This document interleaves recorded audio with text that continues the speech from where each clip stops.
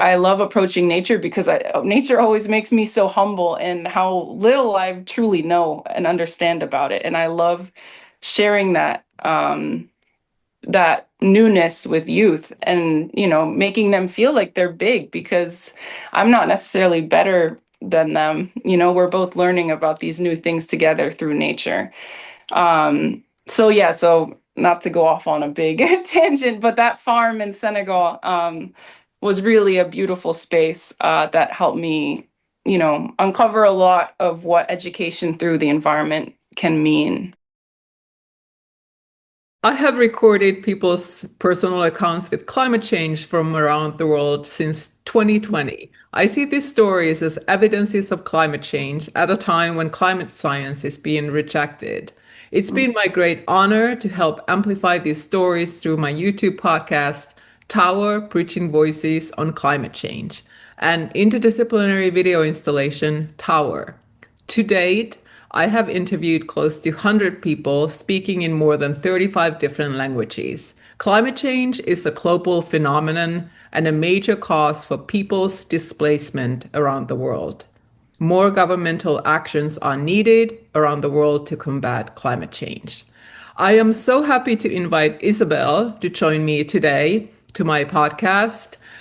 Could you tell me who you are, where you're located, and what you do? Absolutely. And thank you so much for having me. This is such an exciting opportunity to contribute to this project. My name is Isabel. I'm located in New York City. I grew up in Rhode Island, so not that far from here, but I've been in New York for a while now.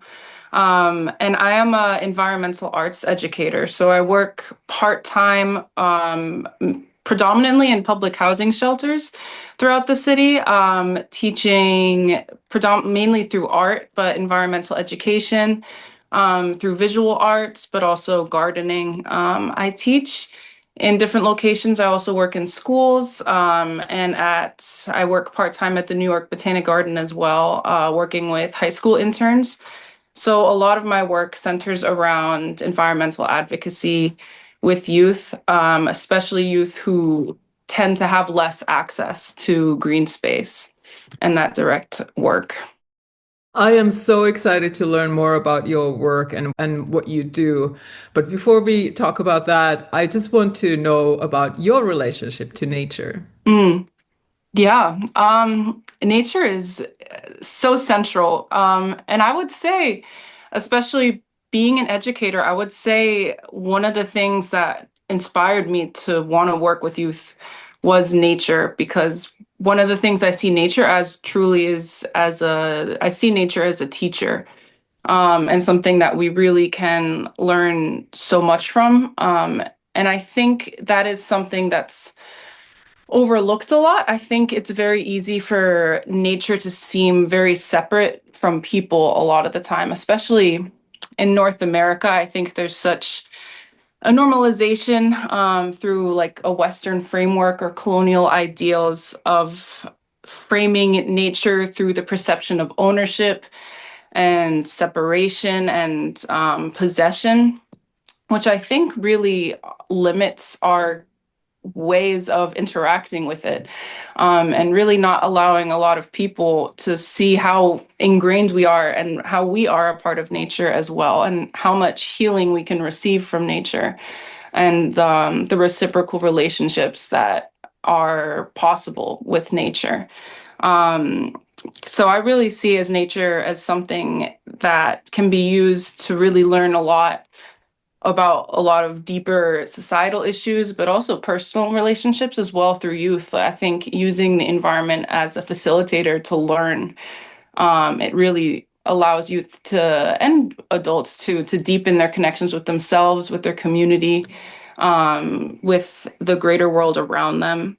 Um, and I think finding more like pluralistic ways to approach education by incorporating the environment and not just focusing on maybe like the strict science lens that the environment is framed through, but also other forms of ecological knowledge. I like to reflect a lot, especially in New York, a lot on like indigenous knowledge, particularly like Lenape ecological knowledge, and integrating those other perspectives, I think, into environmental advocacy and education is so important.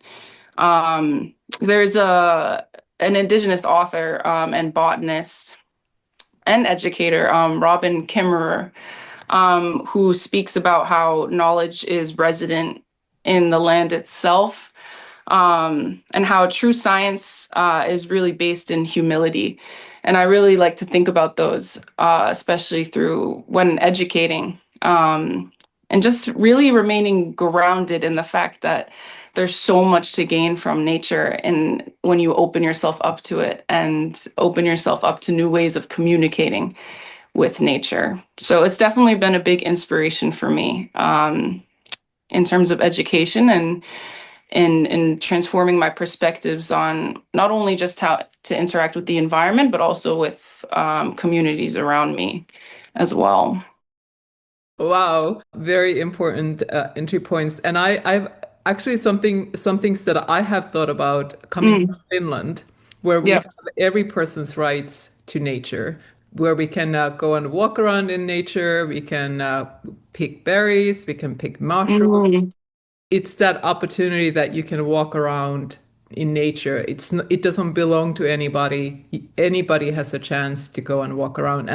And also because I love swimming in wild waters, like yes. lakes and so I swimming rights is something that I Mm. wish we had in this country as well. Yeah, access to water in general is such a insanely I feel like it shouldn't be as debated as it is because I feel like it is such a natural human right to have access to water. But unfortunately, it's something that's extremely controlled, and I think that's a huge issue throughout, at least from my experience in North America.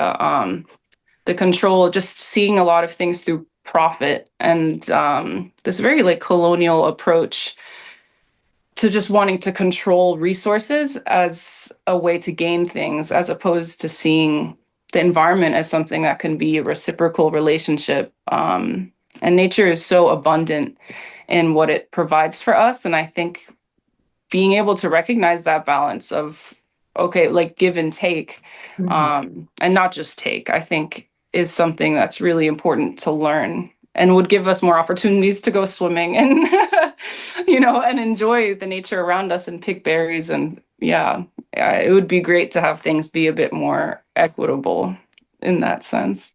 In Rhode Island, where you come from, there's a lot of water and it's beautiful. Yeah, Can you talk a little bit about what are some landscapes that you are really drawn to, some natural landscapes? there's so many.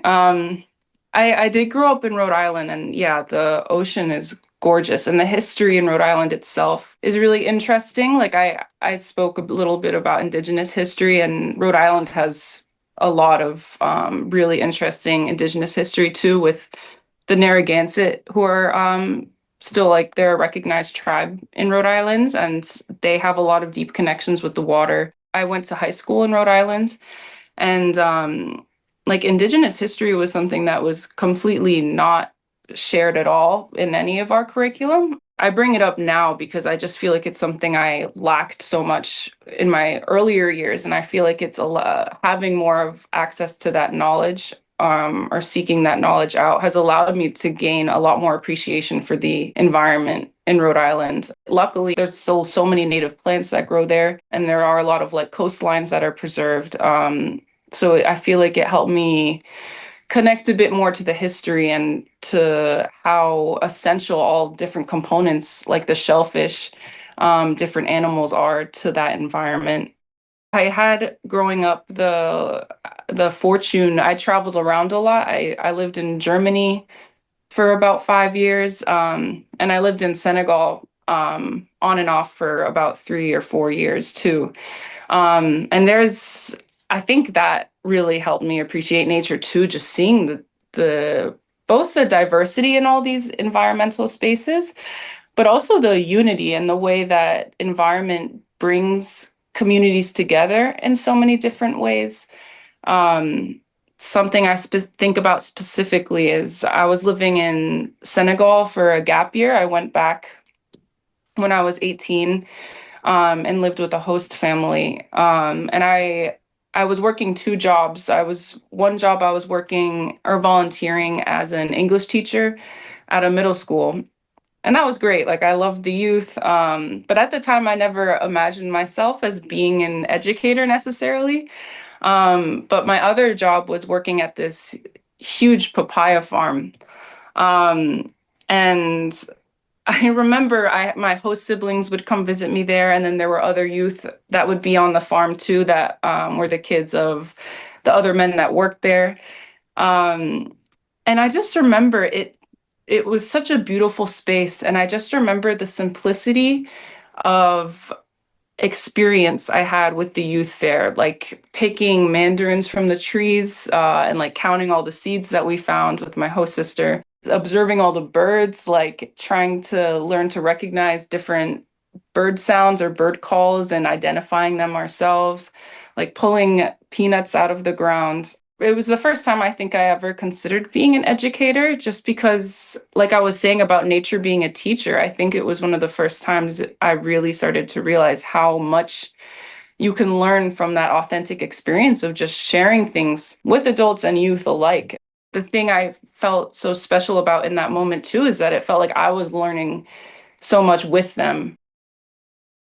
I did enjoy working in the school teaching English, but that very much felt a bit one-sided, I suppose, and I loved helping them. But I feel like opening yourself up to nature, and again, that quote about humility in science or in exploration in general, I think I love approaching nature because nature always makes me so humble in how little I truly know and understand about it. And I love sharing that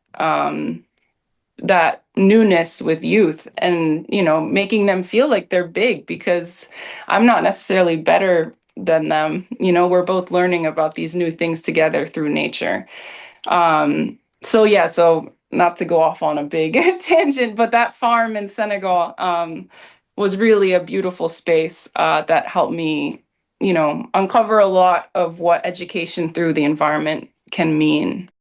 That's beautiful. In recent years, there has happened a lot of changes in the environment. You're quite young, but Yeah, what changes have you noticed in the environment? I've been in New York for about 6 years now, so I wouldn't say I would have like the biggest perspective. Um, but I do notice, like, particularly working with public housing shelters, um, I think that, I mean, this is more an ongoing thing that's happened, both a positive and negative side. But a lot of public housing shelters for a long time always have been built and purposefully located a lot of the time on more environmentally vulnerable areas, like a lot of places that are vulnerable to flooding.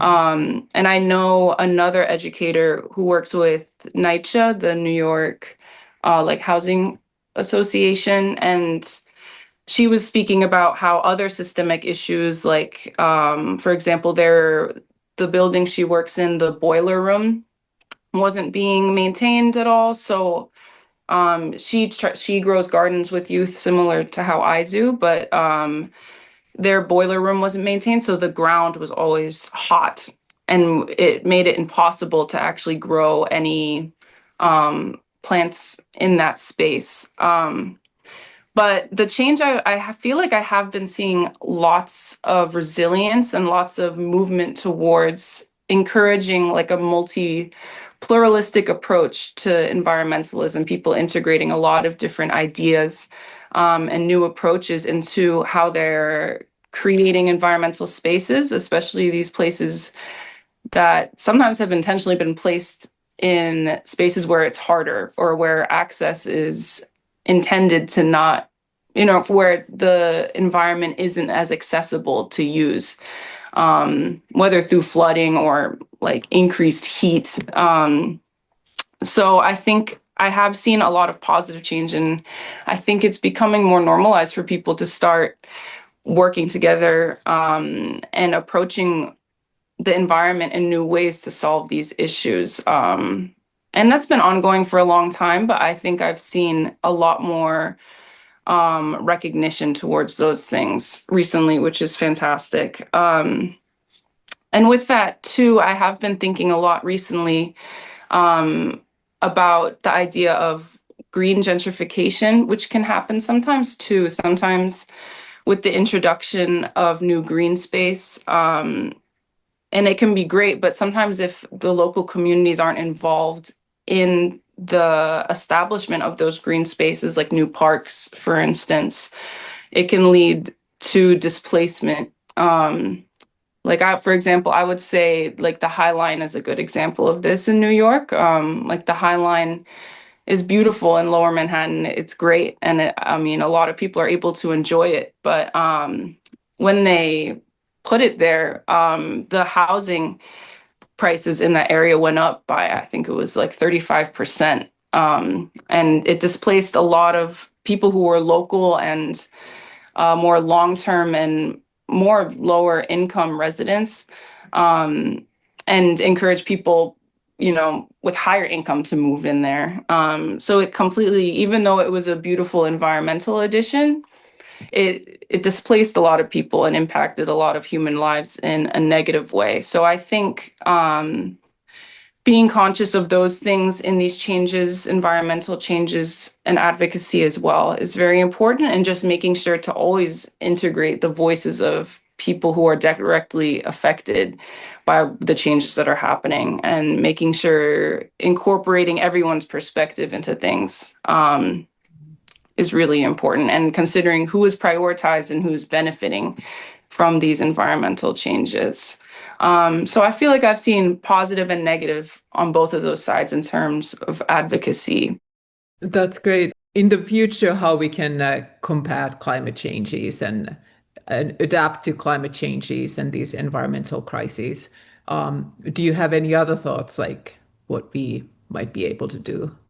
What you're doing with this project too, I think is great. I think just the encouragement of multiple perspectives. Like, I think the more perspective you have from more people, the more solutions you can have. And it's not even about one perspective overshadowing another. I think the active integration of these ideas together really helps encourage environmental sustainability and human wellness in general.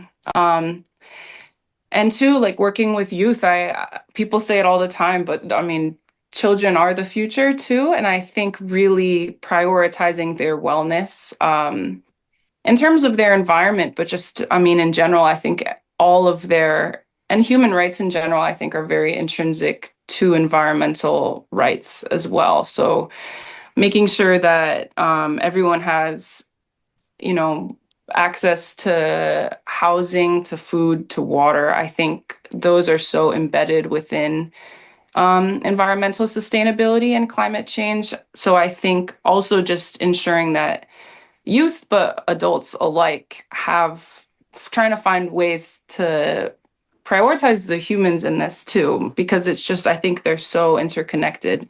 I think environmental wellness will encourage human wellness in a lot of ways, both mentally and physically. Yeah. Mm. Could you share also a little more about your teaching process or your entry points, how you invite people to join your work or your classes and the some anecdotes. Sure, Yeah. absolutely. Yeah, I definitely I love to make it accessible for everybody because I think I love to incorporate art and the environment together.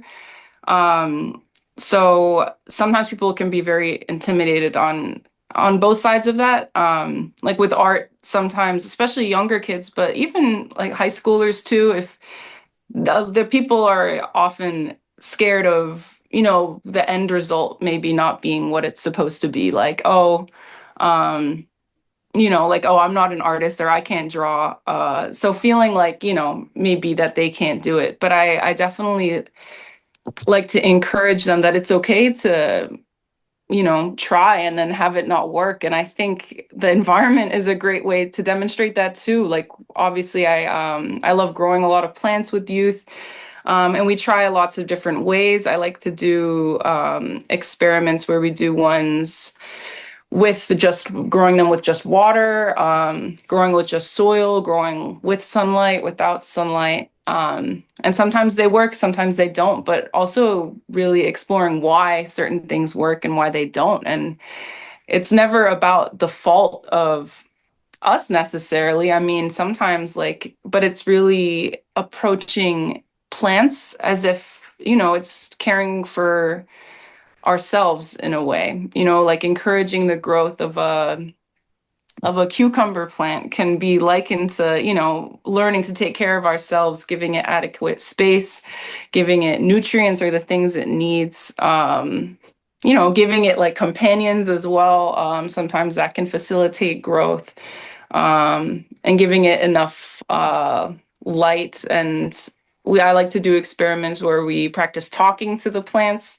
and seeing if that affects how it grows too. So really just learning how intrinsic care is to everything, and thoughtfulness in approaching education. Yeah, and just how broad the environment can be as well. It's not even just about plants as well. It's about the animals. It can be any environment, whether it's, a forest or the building that they live in. That is also a form of environment. So yeah, just making sure that everyone feels that they have a place in this space and that they all have something very valuable to contribute. I don't want anyone to ever leave feeling like that their position doesn't matter or their input. And I think incorporating art and different forms of art too, beyond just visual art, but also theater, and music, I think having an interdisciplinary approach really allows a lot of youth to feel like they have greater access to these things sometimes, or find ways to connect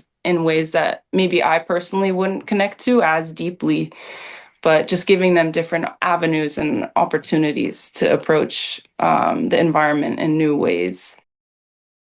Could you share some story where a child or a youth had an amazing experience with learning from nature or from Oh, your approaches? yeah. I think the best thing for me in my experience, especially working in like transitional housing shelters, sometimes my time with youth is somewhat brief, or it's finite, so it doesn't always last for a long amount of time. It may be vary from a few weeks to like a year. But I think the most exciting things for me is seeing evidence that they are excited to keep doing more even after they leave, or ways when they're excited to apply it to their own life. Mhm. I had one teenage girl years ago who I always think about. She was just so thoughtful in everything she approached, and she always had so many questions about things that for in ways that I just never thought to approach the topic in. And she was with me for a while, for about like 6 months, and her family got housing. But before they left, she asked me, she was like, oh, okay. She had a whole plan laid out for how she was gonna set up like her family's window of plants. She was like, okay, I'm gonna grow this and then I'm gonna use it to make this tea, and then like I'm gonna use the bird seed to like I'll find the birds that live locally, things like that. And she was like, oh, do you have extra supplies I can bring with me? And that was just like it just filled me with so much joy and hope, and just to think of her being somewhere else, and doing these things, and being inspired to do these things on her own. Um, and yeah, and feeling good about being able to provide the supplies too. I was so happy when she asked me for the extra pots, and she was like, oh, can I have these seeds and then this soil, like asking for resources, and being able to supply that. I feel extremely fortunate to have access to these supplies and be able to give them out. So yeah, that's something more that I think about often is just kind of like the more long-term implications, I suppose, of youth who demonstrate that they are thinking ahead and want to keep applying it to their own personal life outside of the classroom. But there have definitely been a lot of great. I love the art projects that youth make. I have so many in my in my room that ones that youth have gifted me, and those are inspiring to me as well. But that's a more specific example I can think of youth taking things forward to outside the classroom. I think that's my favorite thing. This was very inspiring also for me to hear that story and Mhm. very inspiring overall everything you're sharing. Do you want to share if there's any opportunities to take classes with you or any resources you think that might be helpful in sharing in this podcast? Oh yeah. Oh, I'll try to think of more. I do work through my nonprofit, but I'm always open to speak with people. I have a lot of lesson plan resources if anyone is ever interested. But there's also so many great. I've been using a lot of resources online as well. Maybe I could share that with you. I've been looking at a lot of Lenape indigenous lesson plans recently and trying to incorporate those more. So maybe I could share like a website with you later if anyone is interested in searching for like other avenues of approaching education. But yeah, I have my Instagram if anyone ever would like to message And or my email.